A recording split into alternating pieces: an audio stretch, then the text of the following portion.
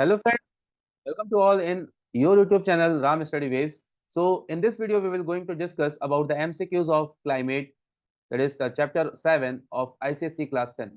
So MCQs is also very important for your board examination.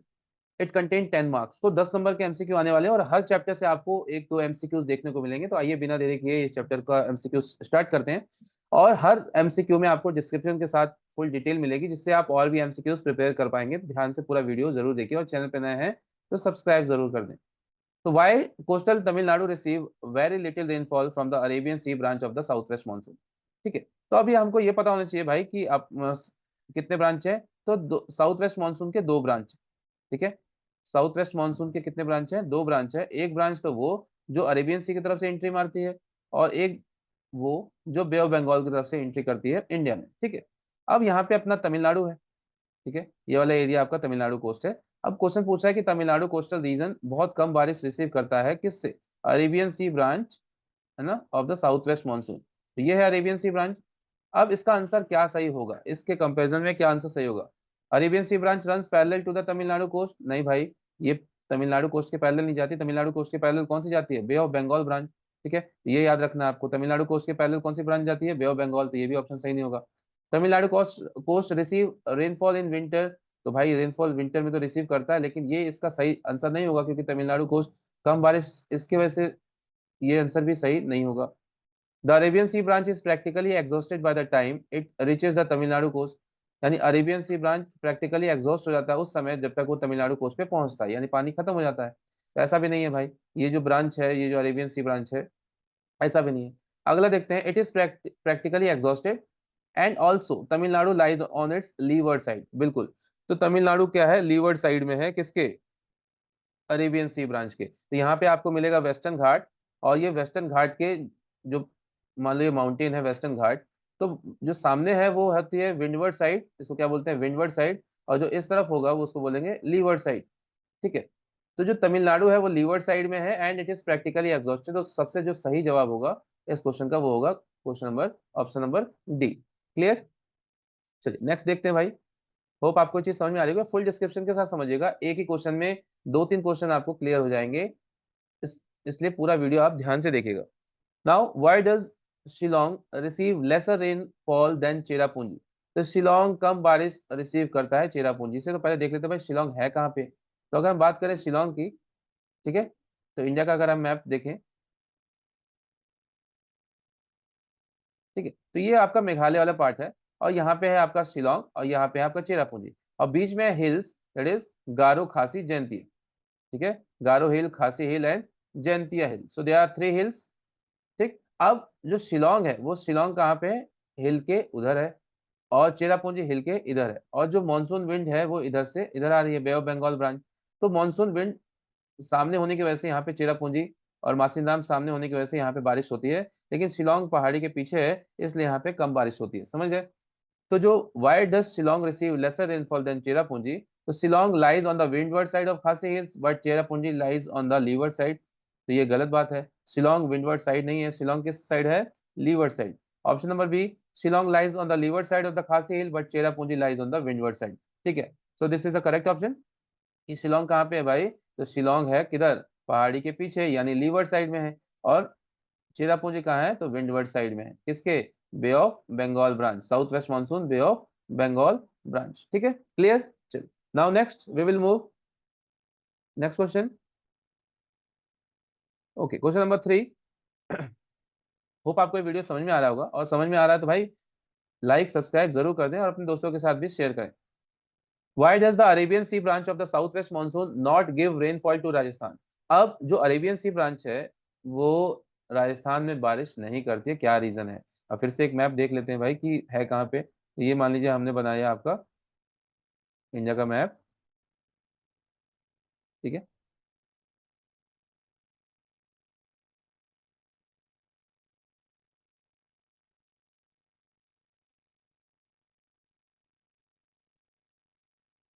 ठीक है, अब बात कर लेते हैं कि ये राजस्थान वाला एरिया है और यहाँ पे है अरावली हिल्स। कौन सी हिल्स है? अरावली हिल्स, है ना, ये है आपकी अरावली हिल्स। तो क्वेश्चन कह रहा है कि why does Arabian sea branch of the south west monsoon not give rainfall to the Rajasthan, यानी जो अरेबियन सी ब्रांच है साउथ वेस्ट मानसून की, ये राजस्थान में बारिश क्यों नहीं करती है? तो इसका जो सही जवाब है वो ये है कि south west monsoon Arabian sea branch moves parallel parallel to the Aravalli. तो यहाँ पे अरावली की पहाड़ी है और जो साउथ वेस्ट मानसून आ रही है वो साइड साइड से निकल जा रही है इसके पैरेलल, तो इसके पैरेलल निकल जा रही है, तो ये इस वाले एरिया में बारिश नहीं हो रही, क्योंकि ये जो हवाएं हैं वो पैरेलल चली गई। अगर अरावली ऐसे ना होके ऐसे होता तो यहाँ पे भी बारिश होती, लेकिन अरावली का जो है वो क्या है, पैरेलल है किसके, साउथ वेस्ट मानसून के। तो जो इसका सही जवाब होगा, it runs parallel to the western Ghat, नहीं। It runs to the parallel to the Himalaya, ये भी नहीं होगा। It runs parallel to the Aravalli, तो ये होगा आपका सही option number C is correct, because की अरावली के क्या है, ये पैरेलल मूव करती है। Now next question is question number 4, why does the Konkan coast receive orographic rainfall? Konkan coast orographic rain क्यों रिसीव करता है? तो अब यहाँ पे थोड़ा सा बात कर लेते हैं कि रेनफॉल के कितने टाइप्स होते हैं। तो रेनफॉल के होते हैं 3 टाइप्स, ओरोग्राफिक, कन्वेक्शनल, और कन्वेक्शनल के साथ होता है आपका cyclonic. So there are 3 types of rainfall, orographic is also known as relief rainfall and mountain rainfall. ठीक है, इंडिया में सबसे ज्यादा कौन से टाइप्स की बारिश होती है? तो ओरोग्राफिक टाइप की बारिश होती है, ये भी आपको याद रखना है, या रिलीफ या माउंटेन। ठीक है, तो why Konkan coast receive orographic rainfall, अब कोंकण कोस्ट है कहाँ पे और क्यों ओरोग्राफिक रेनफॉल रिसीव करता है, तो ये बात कर लेते हैं। फिर से एक बार मैप बना के देख लो।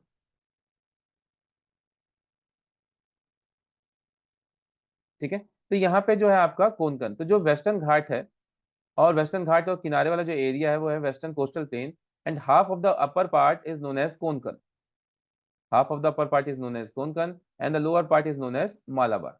तो नीचे का जो कोस्टल प्लेन है उसको मालाबार बोलते हैं और ऊपर का बोलते हैं कोंकण। तो कोंकण ओरोग्राफिक रेनफॉल रिसीव करता है। अब यहाँ पे कौन सी पहाड़ी मैंने बताई भाई? वेस्टर्न घाट। कौन सी पहाड़ी है? वेस्टर्न घाट है। ठीक है, तो आइए ऑप्शन देख लेते हैं। It lies on the windward side of the eastern Ghat, नहीं भाई, ईस्टर्न घाट तो इस तरफ है।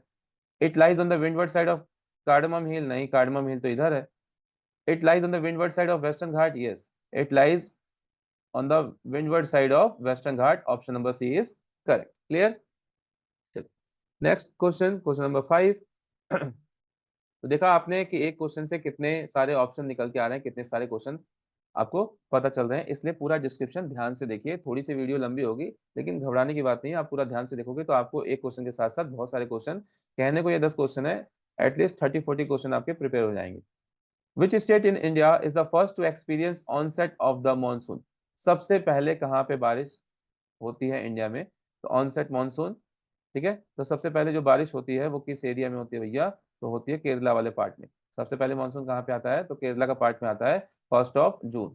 ठीक है, 1 जून केरला। तो option number B is correct, Kerala. क्लियर? तो केरला एक्सपीरियंस रेनफॉल किस तारीख को आता है? 1 जून। Clear? Now next is question number 6, which local winds are good for growing tea and coffee in Kerala?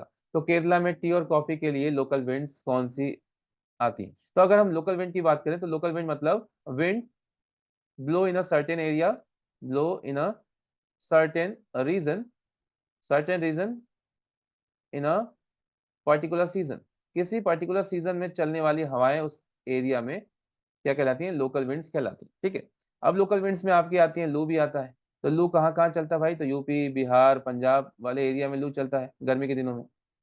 Mango shower, तो मैंगो शावर साउथ के पार्ट में चलता है आपका कर्नाटक वाला एरिया में। चेरी ब्लॉसम, ठीक है, चेरी ब्लॉसम भी कर्नाटक के साइड में चलता है, और जो कि टी और कॉफी के लिए बहुत ही ज्यादा क्या होता है? इंपॉर्टेंट होता है। इसके अलावा होती है काल बैसाखी, तो काल बैसाखी चलती है वेस्ट बंगाल वाले एरिया में। ठीक है, और होता है आपका बारदोली चीरा, बारदोली चीरा, तो बारदोली चिल्ला का जो संबंध है वो है असम से। तो देखा आपने एक क्वेश्चन में कितने सारे क्वेश्चन प्रिपेयर हो गए, तो इसका जो करेक्ट आंसर है वो है cherry blossom, option number D. Now question number 7, why does Lucknow experience a higher range of temperature than Kochi? तो कोची से ज्यादा टेम्परेचर रेंज होता है। तो हायर रेंज, टेम्परेचर रेंज का मतलब क्या होता है? Highest minus lowest, highest minus lowest, ये होता है आपका टेम्परेचर रेंज। ठीक है, highest minus lowest is the temperature range. अगर हाईएस्ट माइनस लोवेस्ट जो है वो 15 डिग्री से क्या है? ज्यादा है, ग्रेटर देन 15 डिग्री, यानी 15 से ज्यादा है, तो क्लाइमेट कैसा है? कॉन्टिनेंटल है। means it experience more hot during summer and more cold during winter। 15 से कम है, less than 15, तो ये है आपका मॉडरेट, क्या है, मॉडरेट है, और मॉडरेट होता है कोस्टल एरिया में। ठीक है, अब आइए क्वेश्चन देखते हैं। तो लखनऊ एक्सपीरियंस हायर रेंज, यानी लखनऊ में क्या है, हायर रेंज है टेम्परेचर की, यानी टेम्परेचर डिफरेंस ज्यादा है देन कोची। तो कोची कहाँ पे है, तो कोची का जो आपका है पोजीशन देख लेते हैं। तो लखनऊ की जो पोजीशन है वो यूपी वाले एरिया में इधर, और कोची आपका इधर है कोस्टल एरिया में।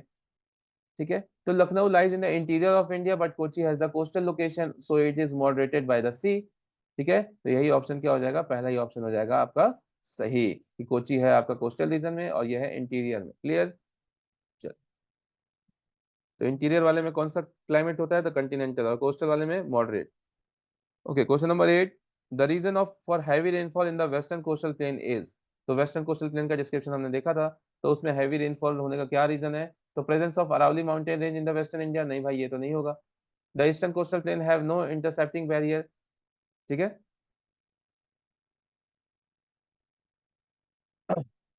ये भी नहीं होगा। The presence of the Deccan plateau, ये भी नहीं होगा। नन ऑफ द अबव, यानी इनमें से कोई नहीं होगा, तो ऑप्शन नंबर डी सही हो जाएगा।